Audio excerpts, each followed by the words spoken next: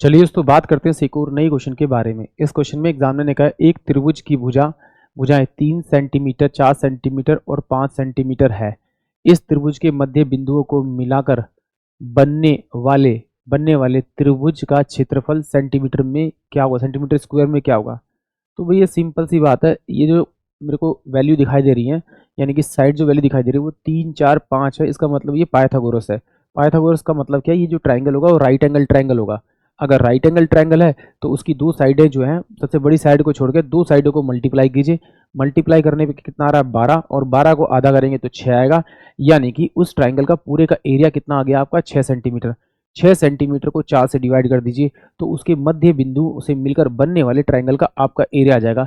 यानी कि 6/4, इसका मतलब है 3/2 उस क्वेश्चन का करेक्ट आंसर होगा। यानी कि इसका जो एरिया होगा वो ऑप्शन सी इस क्वेश्चन के लिए करेक्ट होगा। यानी कि मध्य बिंदु से मिलकर बनने वाले त्रिभुज का एरिया जो होगा वो 3/2 सेंटीमीटर स्क्वायर होगा। एक बार समझ भी लेते हैं। देखिए एग्जामिनर ने कहा कि भी एक ट्राइंगल है, ये राइट एंगल ट्राइंगल ही होगा क्योंकि 3, 4, 5 है। तो ये मान लेते हैं कि 3 सेंटीमीटर है, ये 4 सेंटीमीटर है, तो ये 5 सेंटीमीटर है। इसके मध्य बिंदु से मिलकर बनेगा, ये मध्य बिंदु यानी मिड पॉइंट से मिलेगा। तो इसको इससे मिला दे, इसको इससे मिला दे, इसको इससे मिला देते हैं।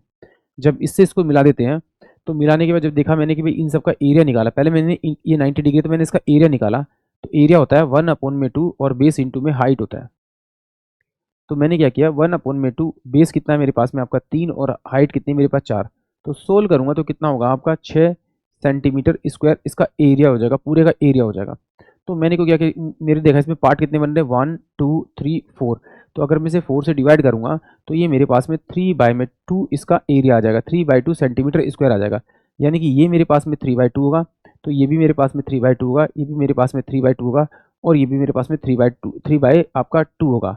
तो 2 होगा। तो इसको जब मल्टीप्लाई करेंगे तो 3, 3, 6, 3, 3 और 3 चौक 12, 12 बटे में कितना आएगा आपका, 12 बटे में आपका 2, 12 बटे में 2 आएगा। तो इसका मतलब वो 6 सेंटीमीटर पूरा इसका एरिया जाएगा। इसका मतलब ऑप्शन सी जो है वो इस क्वेश्चन के लिए करेक्ट होगा। एक बार फिर देखते हैं, अगर इसको थोड़ा सा और देखना है तो देखिए सिंपल सी बात है। एग्जामिनर ने मुझसे कहा कि भाई ये मेरे पास ट्राइंगल है, ये ट्राइंगल है, इसके मिड पॉइंट को मैं मिलाता हूँ। तो ये मिड पॉइंट में मान लीजिए मिलाता हूँ, तो इसका मतलब ये अगर मुझे 4 दे रखा था तो इसका मतलब ये मेरे पास में 2 होगा। और अगर ये मेरे पास में ये वाली साइड मेरे को 3 दे रखी थी तो ये वाली साइड मेरे पास में 3/2 होगी, और ये भी मेरे पास में आपका 3/2 होगी। ये मेरे पास 2 होगी। ये मेरे पास में 5 था तो ये 5/2 हो जाएगा, और ये भी मेरे पास में 5/2 हो जाएगा यहाँ से यहाँ तक का साइड। अब देखिए इसको इससे मिलाया तो ये मेरे को इस वाले ट्राइंगल का मुझे एरिया चाहिए, इस वाले ट्राइंगल का एरिया चाहिए मुझे। जब इस वाले ट्राइंगल का एरिया चाहिए मुझे, तो देखिए सिंपल सी बात है कि अगर इस वाली साइड की बात करूँ, मैं इस वाली साइड की बात करूँ, तो ये वाली साइड जो होगी मेरी इसके पैरेलल होगी, इस वाली साइड की पैरेलल। यानी कि ये 2 है, तो ये 2 है, तो ये भी मेरे पास में कितनी हो जाएगी, 2 हो जाएगी। ये इसके पैरेलल हो जाएगी, ये पैरेलल इसके पैरेलल होगी, तो इसका मतलब ये कितना होगा मेरे पास में आपका, ये मेरे पास में हो जाएगा आपका 3/2। तो ये कितना हो जाएगा मेरे पास में, ये क्या होगा, ये मेरी वाली साइड जो इसके पैरेलल होगी, तो ये कितना हो जाएगा 5/2। तो मुझे मालूम है कि ये 5/2 है, तो ये मेरे पास में कितना बनेगा आपका 90 डिग्री का बनेगा।